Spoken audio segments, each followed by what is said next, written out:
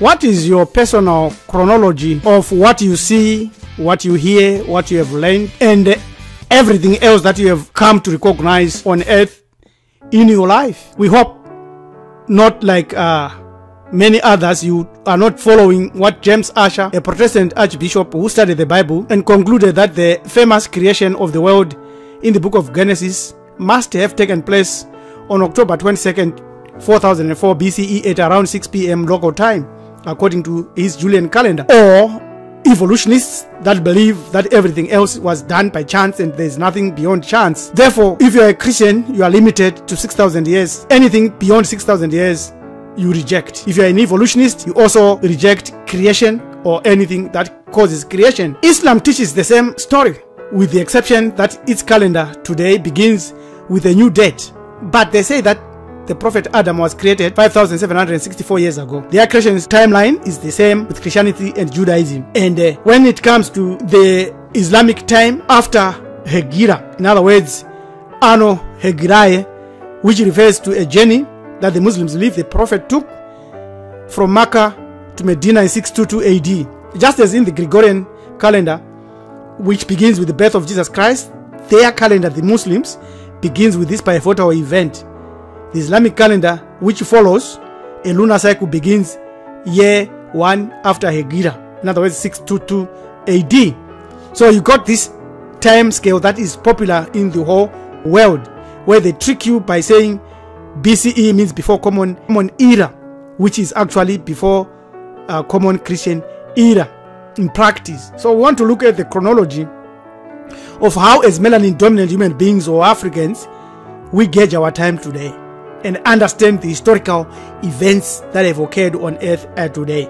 We begin with understanding and accepting that 3.5 billion years ago, Africans were already on the earth.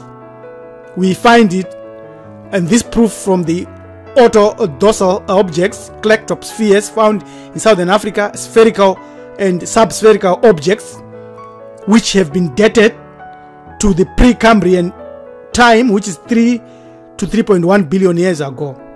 Pyrophyllite deposits which were found in South Africa. African ancestors, we also find them hunting dinosaurs, giving dinosaurs 250 million years ago. That's our historical timeline, first step. And we go from that first step and look at more evidence about it. We ask questions about understanding that African times began when the earth also began, when rocks were soft during creation, which is 4.5 billion years ago. There was already someone who was already walking on the earth. The African timeline begins almost 5 billion years ago with the Matsiang footprints, which were found on soft rocks. So you go and gauge the edge of the rocks and you find that it gives you 4.5 billion years ago. So when you go to Botswana, that's known as Matsiang footprints, you find footprints on rocks, not etching, not drawings, but actual footprints, which proves that they were there when the earth was soft, when the rocks were soft. Matsiang is believed to be the ancestor of the Tswana people, melanin dominant human beings. It is believed that life began when he emerged from a hole in the ground, followed by his people and animals. This happened when the rocks were still soft. Therefore, their feet sank and they left footprints on the hardened rocks that later hardened. This story of Matsiang is very, very popular. It's also found in Kemet. We are going to show and prove it in this video. When did Matsiang appear on the earth? Definitely 4.5 billion or so years ago. So when you look at this proof about the timeline that we are looking at, and you look at the kleptospheres, you can find and see that they are here on the Proterozoic Archean era, and the earth forms 4.6 billion years ago, 2.5 billion years ago. This is a geological map or geological table that gives you all the proofs that you need up to today. So these are the eras that are used. So in the program that was run by National Broadcasting Corporation, the mysterious origins of these kleptospheres that were found in South Africa, Southern Africa, were said to be 2.8 billion years. The controversy centers on the grooves, and these were done by machines. And also, the nickel used to make this does not occur naturally. It is human made. So we go to Hamit now, where we know that in the beginning there was only the swelling waters of chaos known as Nyunyu. Before Zepi-Tepi, the first time of creation, the beginning of creation, there was only Nyunyu, the waters of the deep, the energy, the force where everything else came from. Then arose Atema Matsieng, of who then created himself using his thoughts. Finding no place to stand, he created the first mound, a hill, Hami, in southern Africa. That was the emergence of the earth from the waters. From there, he proceeded to create all other divinities. Thereafter, created humans, animals, and many other things in a chronology that we are going to share today. So when you go to study this atom, the name given by the Greeks, the hair is dust, we know it's Atema, which means Bantu or melanin-dominant human being. It was plagiarized and then used as Adam.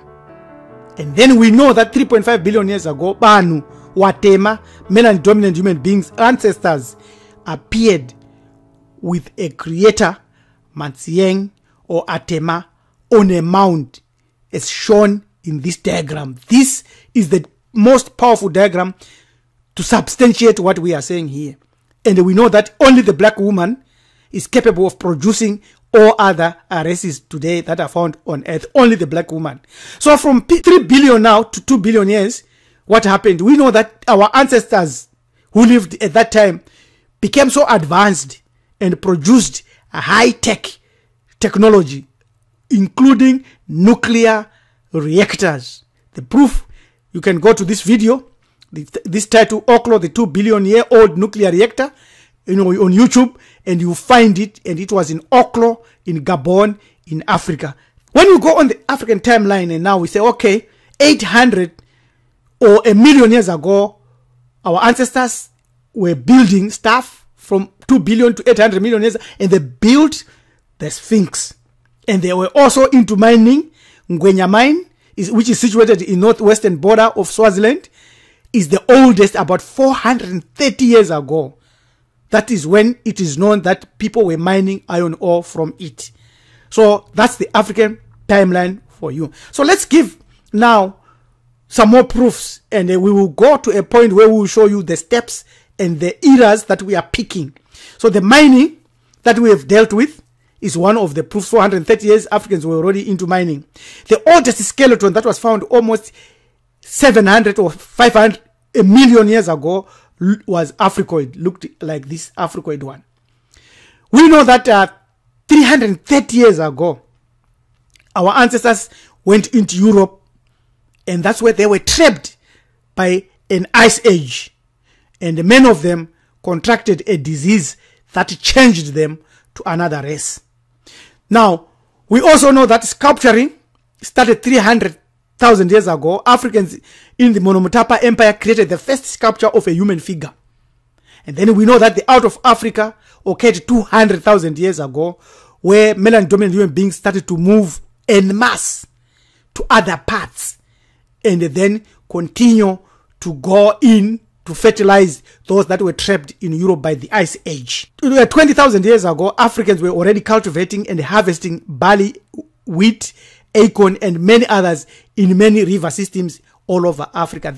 Africa had already split and given birth to all other continents. So that's the chronology we are continuing to show.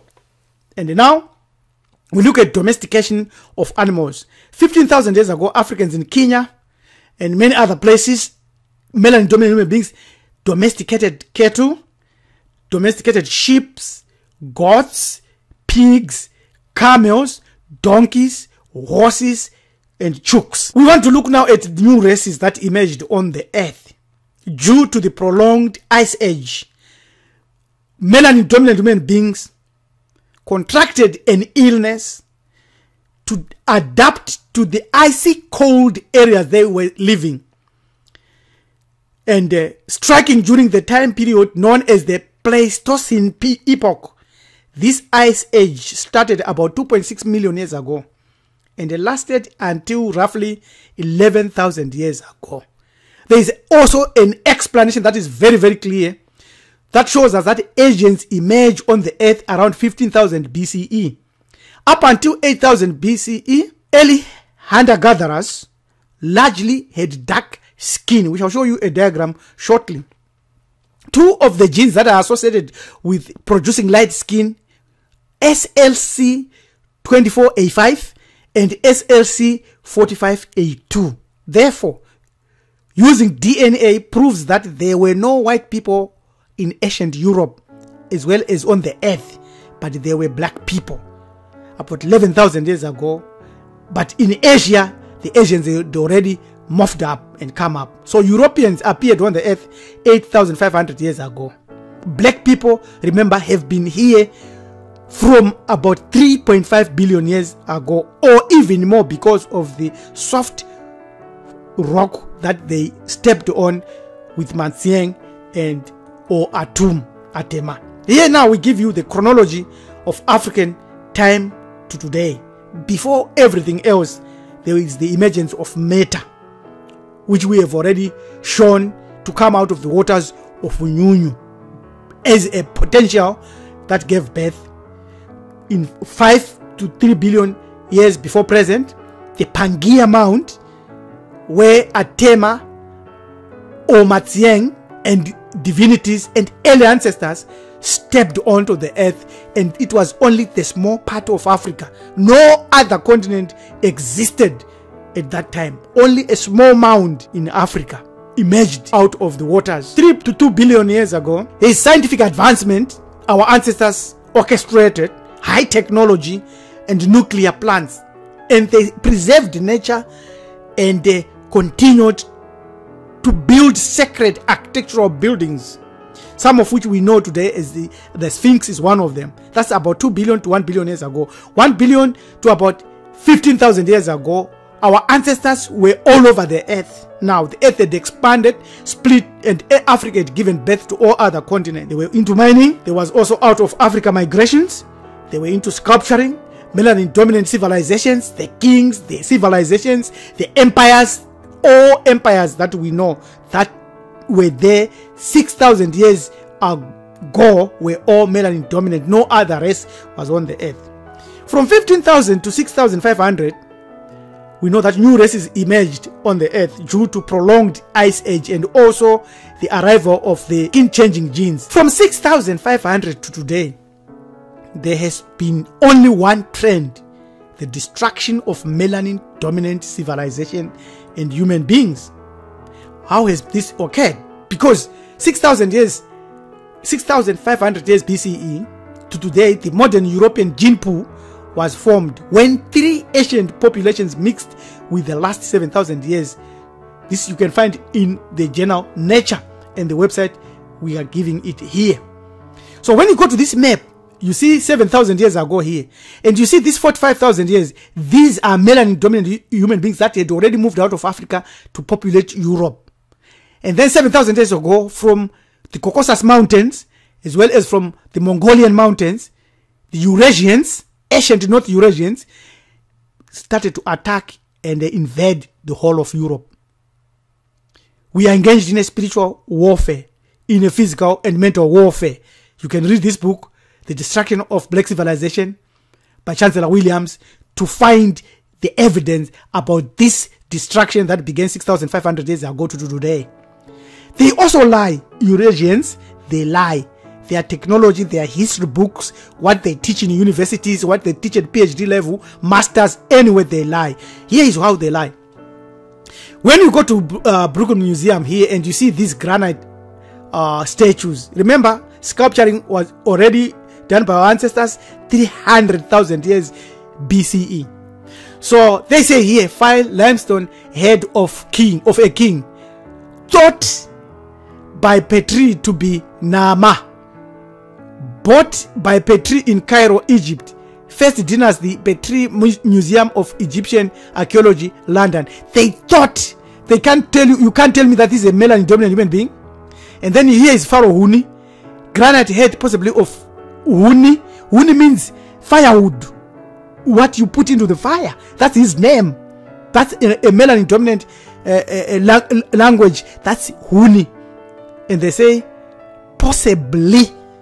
So they doubt, but you can see this is a melanin dominant human being, flat nose, big dolicephatic chin, and the big lips. Think clearly about this chronology of African time today. Avoid scientific limitations, which we have already proved here. The lies and the deceptions that are all over the shore. As for religions like Islam, Christianity, Judaism, atheism, etc., they all teach that human life and matter began 6,500 years ago. But there is evidence that it's beyond millions into billions, perhaps trillions. We've got a book that we shall share with you that also proves that 78 trillion years ago, that's when matter began. We shall show that evidence again. Then when they come to the creation of human beings, they talk about Adam, whom they say he was created 6,000 years ago. Ask them, what race was Adam? They say he was reddish. You go to Strong's Concordance, he says the ground, Adama, a noun meaning ground, from its reddish color. But we know that Atum, it's Atema, it's Adam is the corruption of Atema, melanin dominant, Muntu, Bantu, black person, Negro, whatever, which say is melanin or carbon, human being, not red, looks like this. So mastering the chronology of African time today is a crucial historical step in personal research. Personal research is a liberating tool. To find more about these liberating tools and more of these liberating tools, send us an email to join@marifado.com. Subscribe to our channel, Hamiti Hebrew Ethics.